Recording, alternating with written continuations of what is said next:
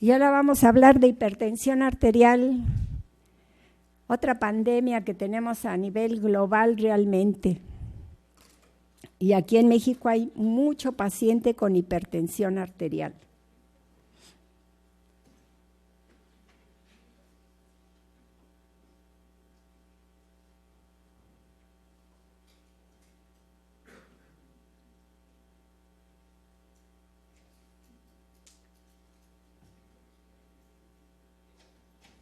¿Qué saben de hipertensión arterial?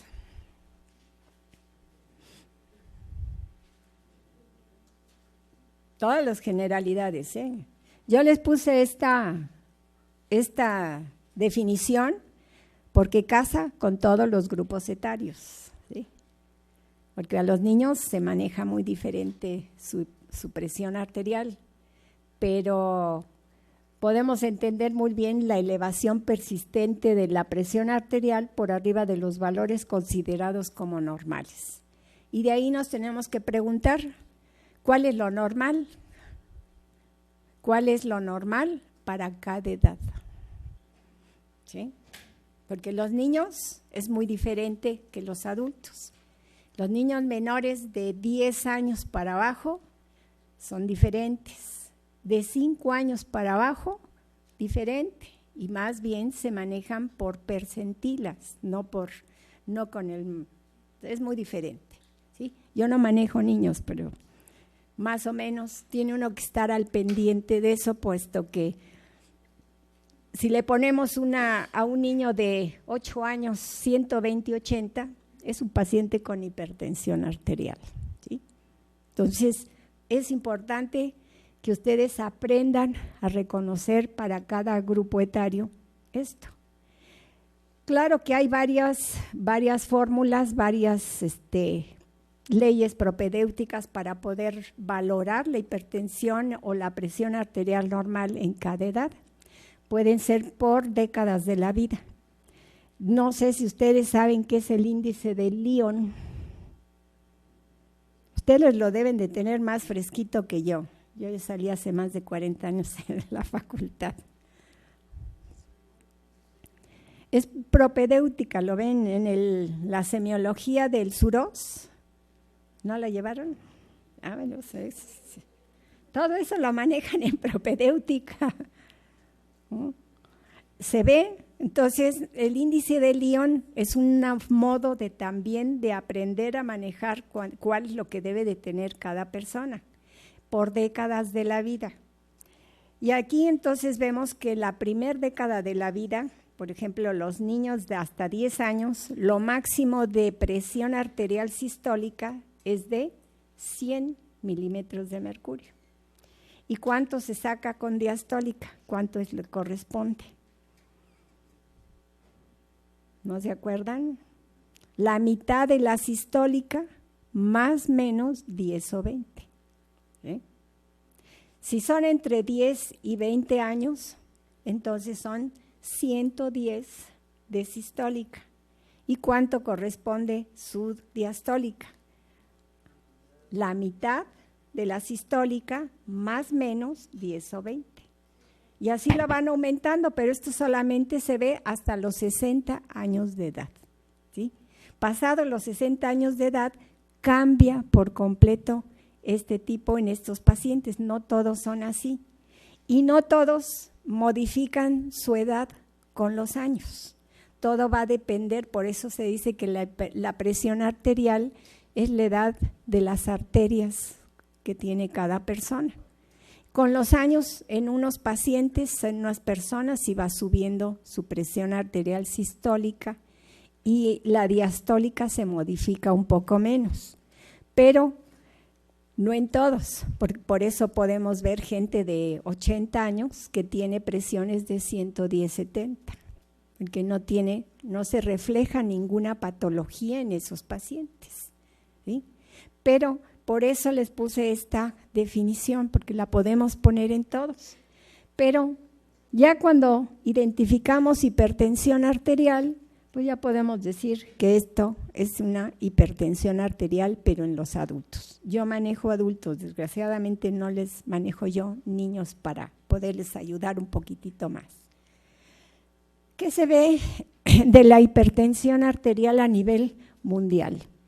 Más o menos el 7 al 10% de los pacientes de la población mundial tienen complicaciones de la hipertensión arterial, y entre ellas es, lo más importante, es la insuficiencia renal crónica.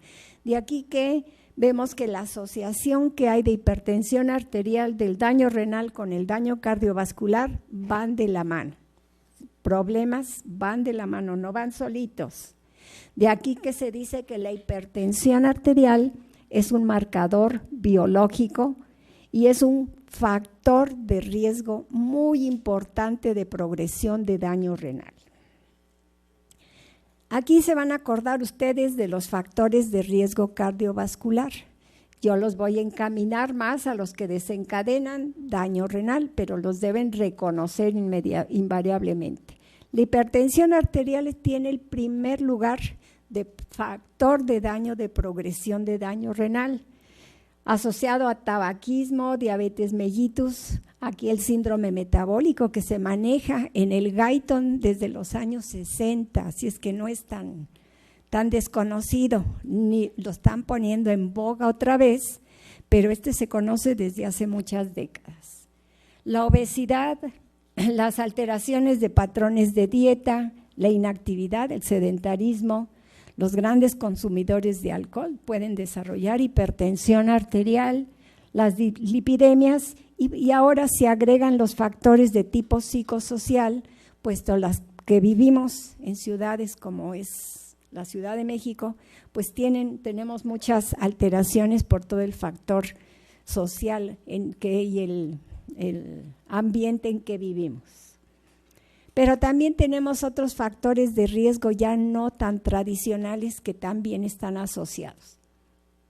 La anemia es una de ellas, la asociación que hay de la hiperfosfatemia e hiperparatiroidismo también pueden desencadenar daño renal o viceversa.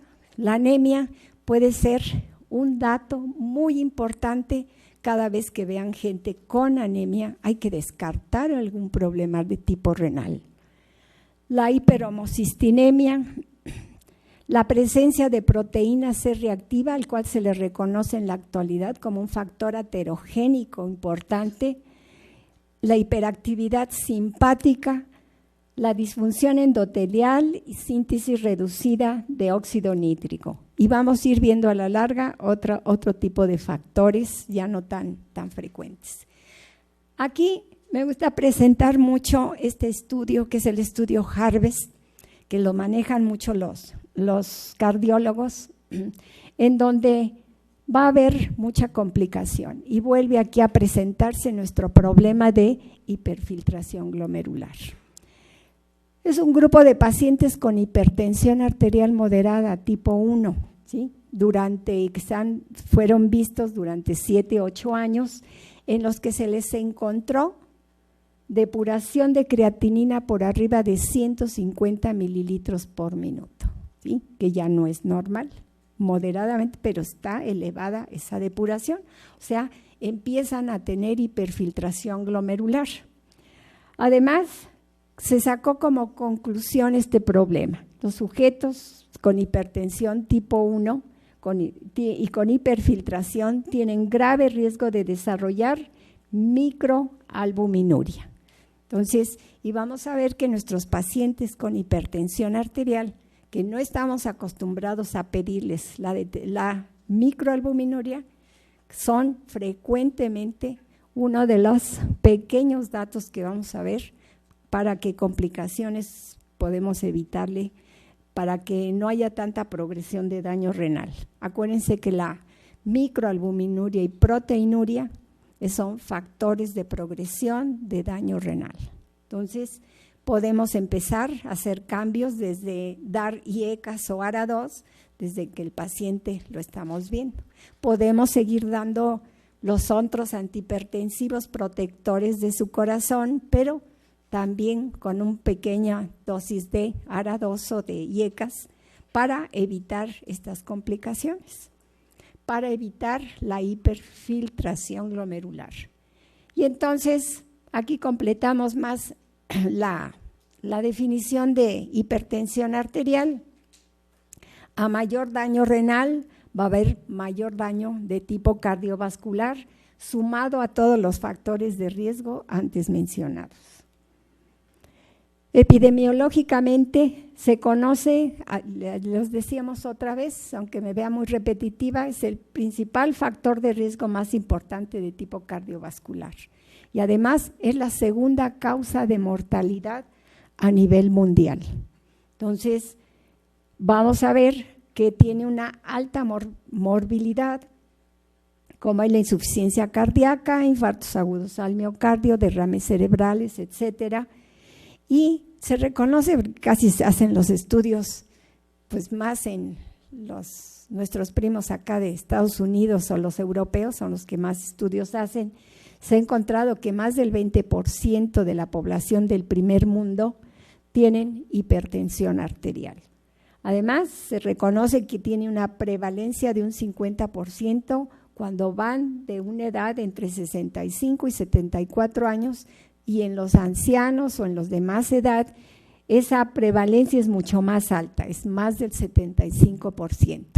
Y además, la hipertensión va a ser uno de los principales padecimientos más importantes a nivel global. ¿Por qué?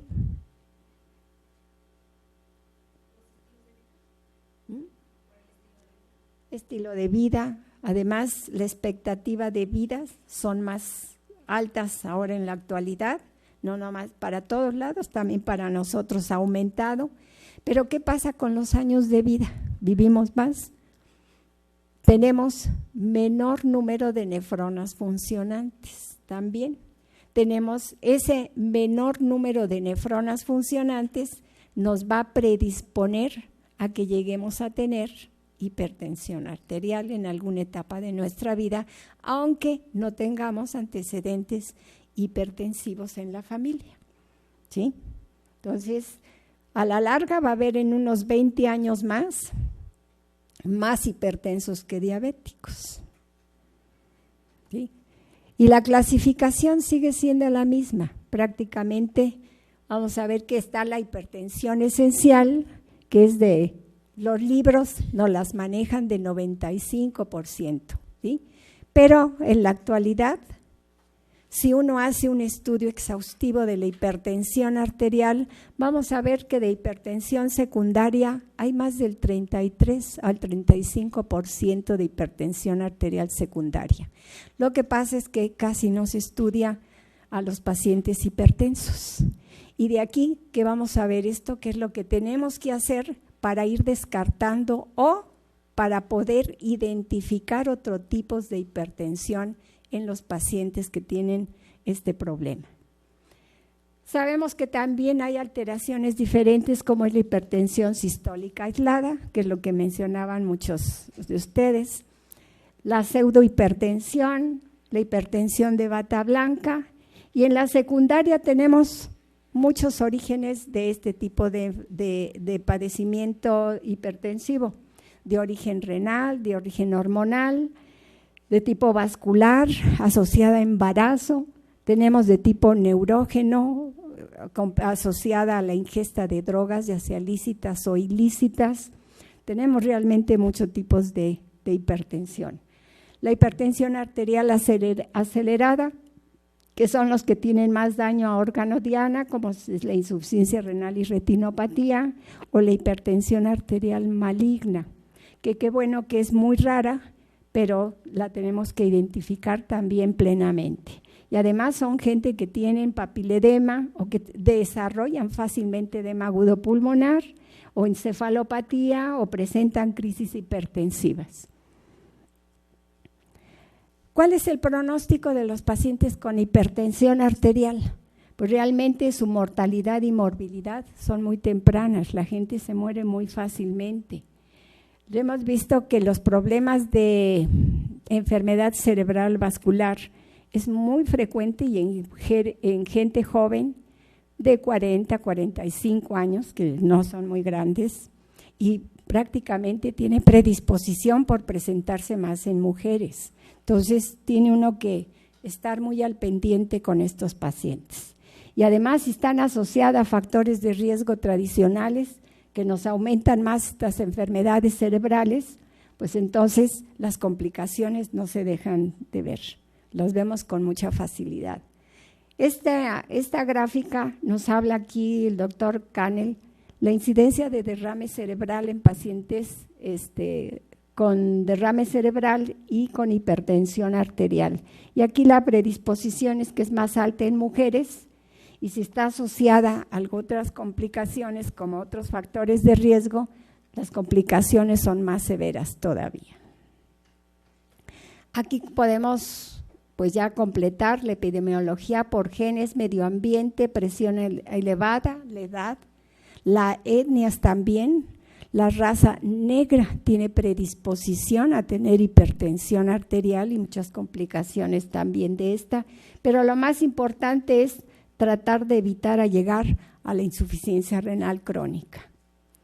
Entonces, de aquí que podemos decir que la herencia nos puede dar mayor susceptibilidad de presentar hipertensión arterial, pero el medio ambiente nos va a acelerar las complicaciones de una hipertensión arterial. De aquí que se dice que es de orden poligénico para la hipertensión arterial. Causas de hipertensión arterial, podemos meter muchísimas, de todos lados, casi donde ustedes vean, pueden ver pacientes con hipertensión arterial. Ya dijimos, ya los de predisposición genética, específicamente los de hipertensión arterial esencial o primaria, la influencia ambiental, la asociación con la obesidad, la gran ingesta de sal que tienen muchos pacientes y además tienen predisposición, tomando sal, a tener hipertensión y no todos los pacientes hipertensos tienen esto. También el alcoholismo es otro factor, también o causa de hipertensión arterial, no digamos el tabaquismo, igual por las alteraciones endoteliales que tiene el tabaquismo.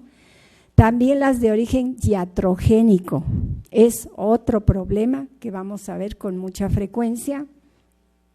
El uso de los esteroides también como complicación importante, tenemos no nada más a la diabetes mellitus, tenemos a la hipertensión arterial. La terapia contraceptiva, el uso de los anticonceptivos, también debemos de tomarlos en cuenta más para la hipertensión arterial de tipo secundario, que da muchas complicaciones de tipo trombótico y en mujeres. El uso de antiinflamatorios no esteroideos es primer factor o primera complicación, es la hipertensión arterial. Aquí tenemos un ejemplo en esta gráfica de dos poblaciones diferentes, los que viven como en la Ciudad de México, industrializada, y una población pequeña, donde son pacientes hipertensos y donde no repercute mucho en las poblaciones pequeñas la hipertensión arterial, realmente no es tan complicada. Se pueden, pues viven su vida más tranquila, no tienen una vida rápida, mucho estrés y no se complica mucho esta hipertensión arterial. Pero vámonos directamente a lo que es ya el problema renal de la hipertensión arterial. Y nos da una mortalidad 500 veces superior, mucho más alta de los pacientes que no tienen hipertensión arterial. Y esto es, por eso les decía, que a mayor daño cardiovascular va a haber mayor disminución del índice de función renal. Casi siempre estos pacientes van a tener una enfermedad arterial periférica, nunca viene sola la hipertensión arterial y va a haber asociada a la retinopatía. ¿Qué nos dice el doctor Exaire aquí en cuanto a la hipertensión arterial? Pues nos menciona que en el año 2003 había más de 15 millones de hipertensos.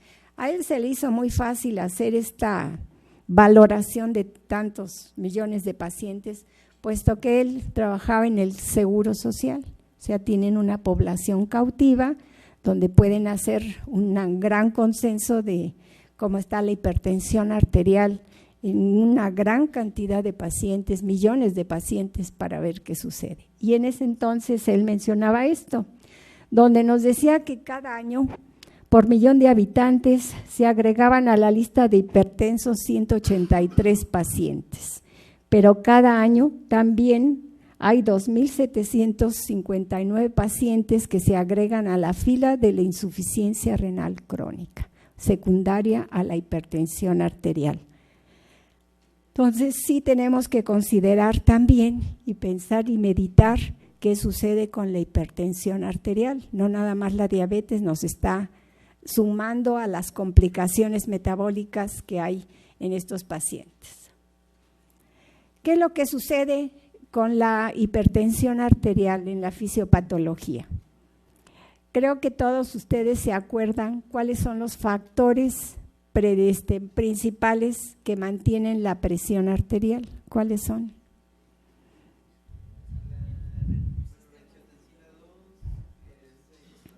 Resistencias periféricas, ¿qué más?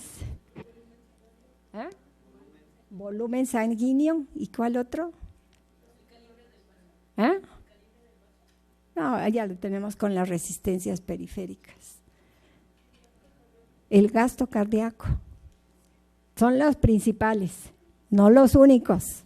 ¿Qué otros factores hay que mantienen la presión arterial? Sistema renina-angiotensina, es hormonal, ¿qué más? Nervioso, sistema nervioso periférico, ¿qué más? Varios receptores y quimios, ¿qué más? Hay muchos, ¿sí?, que van a intervenir a mantener siempre la presión arterial normal, no nada más el sistema renina-angiotensina, sino también las prostaglandinas que se producen a nivel renal, ¿sí? Las que son vasodilatadoras y vasoconstrictoras deben de mantener un equilibrio para mantener estable la presión arterial. Cuando hay alguna alteración de cualquier mecanismo que mantiene la presión arterial, llámese cualquiera de los que mencionaron ahorita ustedes, como resultado vamos a tener hipertensión arterial, cualquiera, llámese alteración de resistencias periféricas, llámese volumen sanguíneo, llámese el sistema renina-angiotensina, cualquiera de ellos, si se altera, lo que va a dar como resultado es una hipertensión arterial. ¿Qué debe uno de hacer cuando uno empieza a ver un paciente con hipertensión arterial? Empezar a recordar todos estos factores y ir buscando en dónde está la alteración que tiene para que se dé la hipertensión arterial. Y además, todos los factores de riesgo que mencionamos anteriormente. Si no tenemos todos factores de riesgo o no existen los factores de riesgo en ese paciente y más o menos encontramos que todo está estable, nos podemos llegar a un diagnóstico de hipertensión arterial de tipo esencial, ¿sí? Pero si empezamos a encontrar que tenemos alteraciones del sistema renina-angiotensina, de la aldosterona, de la angiotensina, entonces nos tenemos que empezar a buscar qué hay en ese nivel y lo que vamos a tener es una hipertensión arterial secundaria. Entonces tenemos que buscar, de aquí que por eso podemos decir que no hay nomás el 95% de pacientes con hipertensión arterial esencial, sino que hay mucho más pacientes con hipertensión arterial secundaria. ¿A qué? A lo que busquemos en cada paciente. Entonces es donde tenemos que buscar qué sucede en cada paciente. Y entonces vamos a ver que en los primeros años de hipertensión arterial, el paciente con hipertensión arterial va a tener dos problemas importantes: isquemia glomerular y va a tener hiperfiltración también.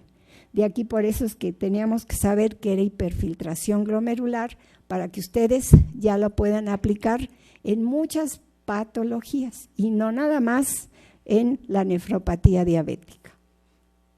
Todo esto es el origen de lo que va a presentar posteriormente la nefroesclerosis de origen hipertensivo y lo que va a ocasionar la disminución del índice de filtración glomerular.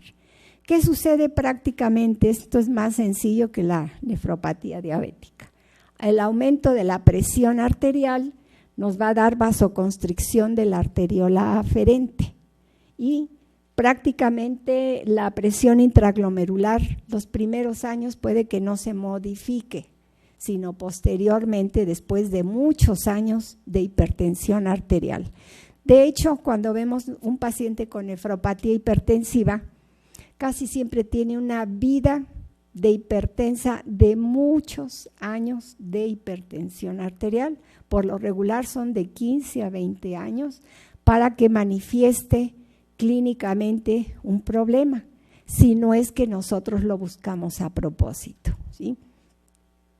¿Qué sucede? Además, hay disminución del flujo plasmático renal y empieza con los años también a disminuir el índice de filtración glomerular y una pequeña fracción de filtración, que es lo que va a determinar la presencia de microalbuminuria.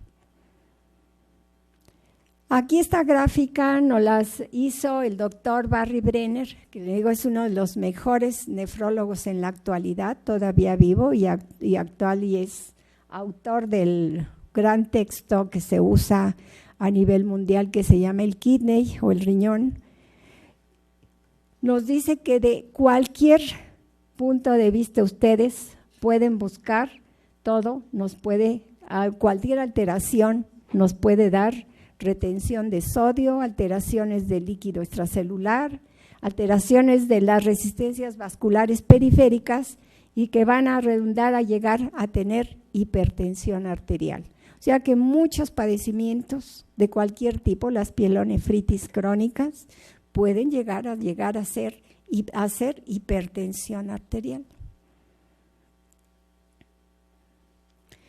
Hay marcadores genéticos básicamente para la hipertensión arterial esencial. Y aquí lo que vamos a ver más importantemente es el alelo D, que lo asociamos principalmente cuando está presente la hipertrofia del ventrículo izquierdo, cuando vemos pacientes con hipertensión arterial primaria o diabetes mellitus. Además, las complicaciones arterioescleróticas como son infarto agudo al miocardio o los eventos vasculares cerebrales están asociadas al alelo D. Y en el genotipo doble D se asocia a la presencia de mayores niveles circulantes de enzima convertidora de angiotensina, que los va a dar mayor síntesis de angiotensina 2 y va a ocasionar entonces una presión intraglomerular y pueden ser causantes de una hipertrofia renal. Se asocia con factores de crecimiento de tumorales y de citoquinas que nos dan la hipertrofia renal en estos pacientes. Además, el marcador D también se asocia mucho a la afección renal y es lo que da más la nefroesclerosis, ¿sí? Si tenemos alteraciones del sistema renina-angiotensina-aldosterona, lo mismo. Tenemos que buscar la causa donde está la alteración para llegar al origen de la misma hipertensión arterial. Aquí en esta gráfica vemos los primeros años de hipertensión arterial y después cómo empieza a tener microalbuminuria para desarrollar posteriormente la nefroangioesclerosis hipertensiva en el humano. Esto es lo mismo que habíamos mencionado anteriormente. Va a haber varias alteraciones metabólicas que están asociadas a la nefropatía hipertensiva. La dislipidemia, debemos recordar que siempre está presente, a veces previa a la aparición de la misma hipertensión arterial. El bajo peso al nacimiento, los pacientes o los niños que tienen bajo peso, ya saben ustedes por qué es eso, menor número de nefronas funcionantes, tienen mayor predisposición a tener hipertensión en la etapa adulta. Aumento de la resistencia a la insulina, la asociación con hiperuricemia o la sensibilidad a la sal. Conforme pasan los años de hipertensión arterial y empieza a disminuir la función renal y cuando llega a un 50% de índice de filtración glomerular, empieza a desaparecer la vasoconstricción de la arteria aferente y entonces va a dar paso a la vasodilatación de esta arteria. Además, empieza a haber más hipertensión de tipo intraglomerular. Además de esto, va a seguir y va a persistir la hiperfiltración glomerular, aumentando la esclerosis global y ayudando a que haya presencia ya no de microalbuminuria, sino de proteinuria franca, pero que nunca va a llegar a rangos nefróticos. Llegan más o menos a 1 o 2 gramos de proteínas en orina de 24 horas. O sea, cuando un paciente hipertenso tiene grandes cantidades de proteína, hay que buscar otras causas de otro problema que está agravando su hipertensión arterial. Pero debemos de preocuparnos ahora ya más sencillamente por el diagnóstico. Creo que todos ustedes han aprendido a tomar bien la presión arterial para saber quién es hipertenso o quién no es hipertenso. A finales de los años 90 se decía mucho que el control de un paciente con hipertensión arterial era cuando tenía cifras entre 140 y 90. ¿Sí? Eso fue a finales de los 90 que empezaban a decir, con estas cifras ya el paciente está controlado. ¿Sí? Por eso estas cifras nos van a mencionar el doctor Brenner, que hay muchas complicaciones aún con cifras menores que estas. Aquí siempre les presento las dos clasificaciones más importantes que se manejan en la hipertensión arterial, la de la Organización Mundial de la Salud y la de la Sociedad Internacional de Hipertensión, donde los dos tienen el consenso general de la presión óptima que debe de tener siempre es menos de 120/80. O sea, no hay que preocuparnos, dicen con 120/80, sí, pero hay que cuidarnos todos los agravantes que puede traer esto. ¿Qué trae como beneficio un tratamiento antihipertensivo en nuestro paciente hipertenso? Una, reducción en incidencias de hemorragias cerebrales, de insuficiencias cardíacas, insuficiencias coronarias. Acuérdense que la hipertensión arterial nos trae alteraciones de la capacidad física y mental si no lleva un control de lípidos adecuado. Y debemos de tener una total protección contra todos los eventos cardiovasculares. ¿Qué es lo que debemos aquí tener? Nos dice el mismo fisiólogos que trabajan con el doctor Brennan, el doctor Foreman, que los pacientes que tienen hipertensión arterial, pues lo ideal es que lleguen a tener cifras de menos de 120/80. Pero que el paciente hipertenso, que le van bajando a ustedes su presión arterial sistólica, por lo menos 10 mililitros de mercurio y 5 miligramos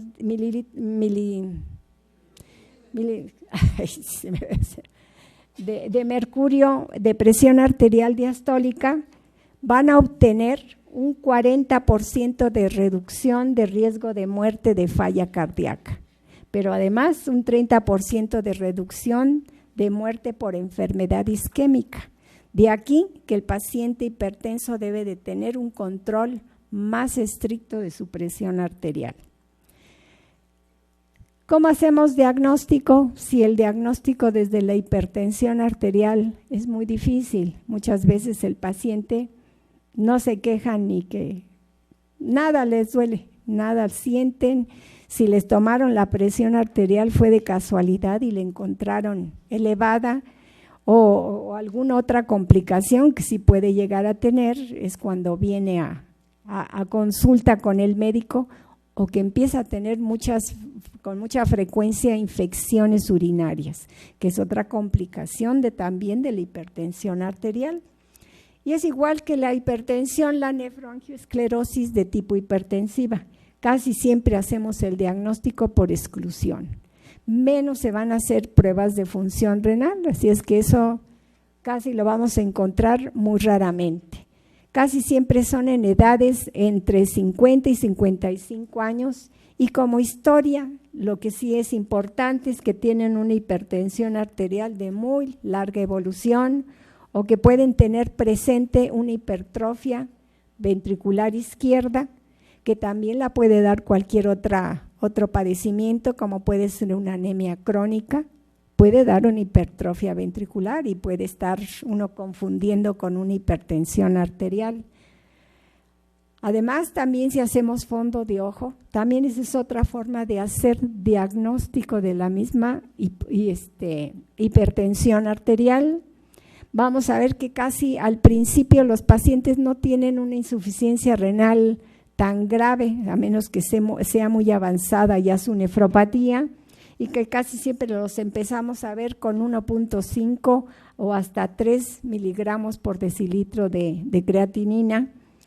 La proteinuria casi siempre es muy discreta, ya les decía que nunca llega a rangos nefróticos, siempre llega entre 1 a 2 gramos. Y esto no es en todos los pacientes, es más o menos un 30% de los pacientes con hipertensión arterial.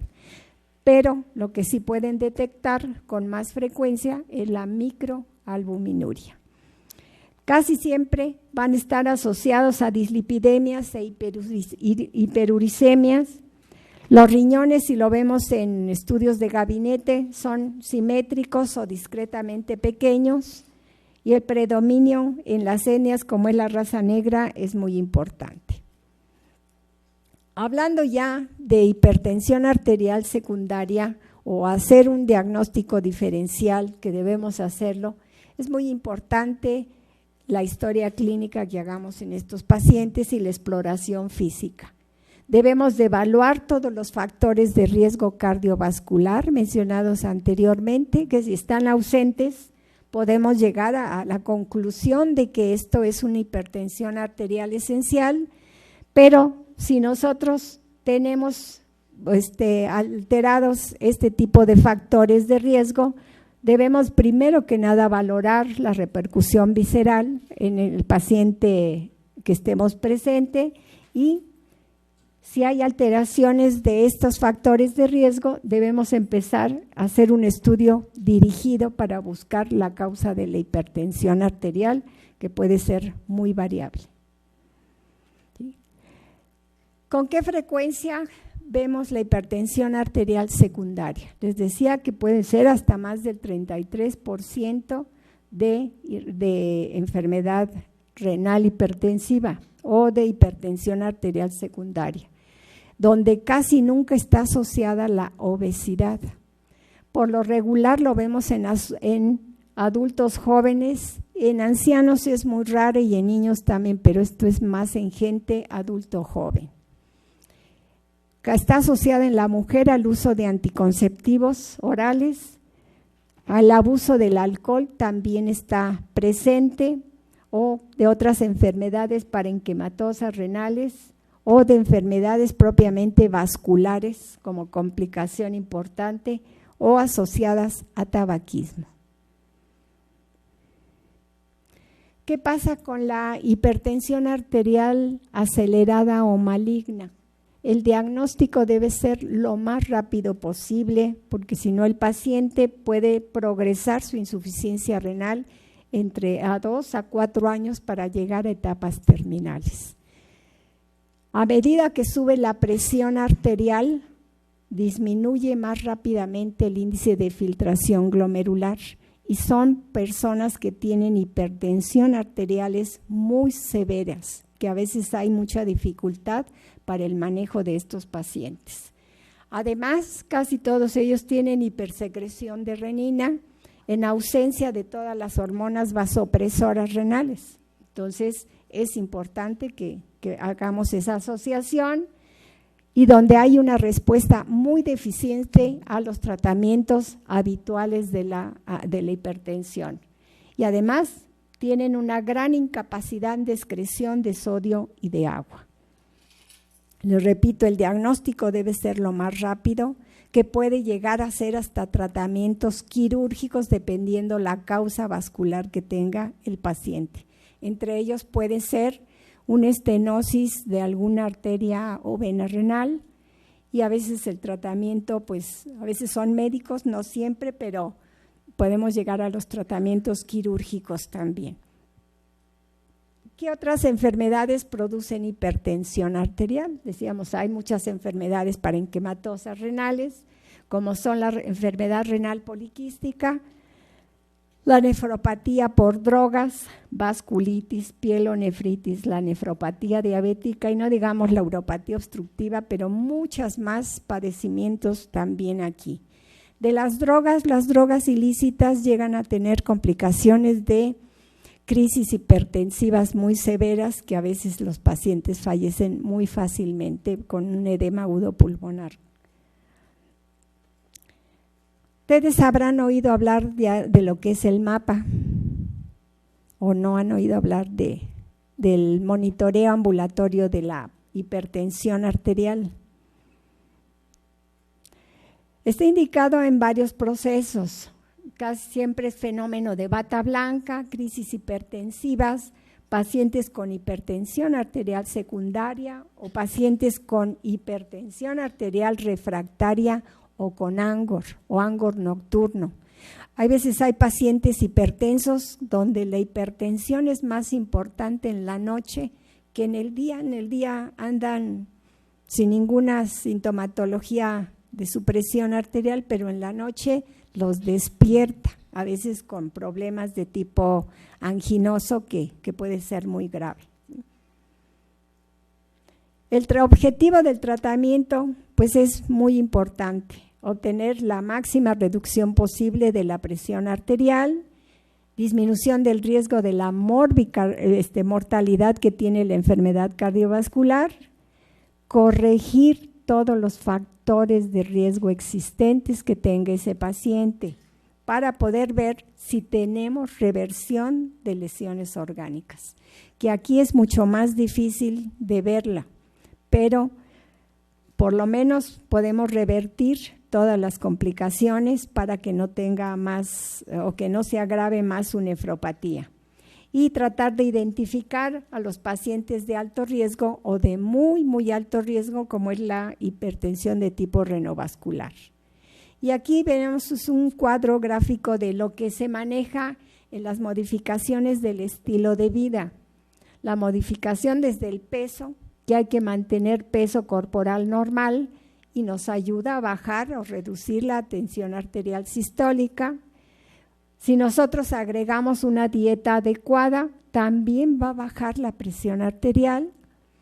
Si nosotros reducimos la ingesta de sodio en estos pacientes, también obtenemos mayor reducción de la tensión arterial.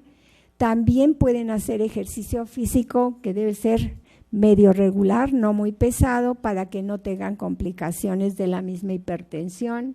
Y el alcohol moderado solamente está limitado para las bebidas generosas, y entre ellos podemos decir que solamente es vino tinto, ¿sí? Para el hombre 2 copitas normales, ¿sí? Para la mujer 1 copita al día, ¿sí? Las combinaciones de los antihipertensivos son todas las que ustedes quieran, ¿sí? Cuando tenemos microalbuminuria, podemos iniciar o agregar a los pacientes, agregarles nuestros inhibidores de la enzima convertidora o ARA2 para tratar de disminuir esa microalbuminuria. Si están hiperfiltrando, también va a haber disminución de la hiperfiltración glomerular con estos medicamentos. Entonces, lo mejor es el control estricto de la tensión arterial. Las combinaciones son a la necesidad de cada paciente muchas veces, ¿sí? Hay pacientes de alto riesgo también donde se hacen las combinaciones que todo uno quiere. Puede uno asociar mucho número de antihipertensivos para manejar. Lo importante es controlar la presión arterial. ¿Qué debemos sacar como conclusión? Modificar el estilo de vida que va a ayudarle al mejor control de la presión arterial, bajar esas cifras tensionales. Si no están alcanzadas, hay que optimizar la dosis o agregar los medicamentos adicionales que se requieran para alcanzar el objetivo de la presión arterial. Y si no se alcanza es cuando nos envían a los pacientes para manejarlos nosotros. ¿Qué más debemos de realizar? Su general de orina y la microalbuminuria. Si hay microalbuminuria hay que dar tratamiento nefroprotector y estar realizando frecuentemente su depuración de creatinina. Con que se haga una vez por año es más que suficiente, ¿sí? Y muchas gracias.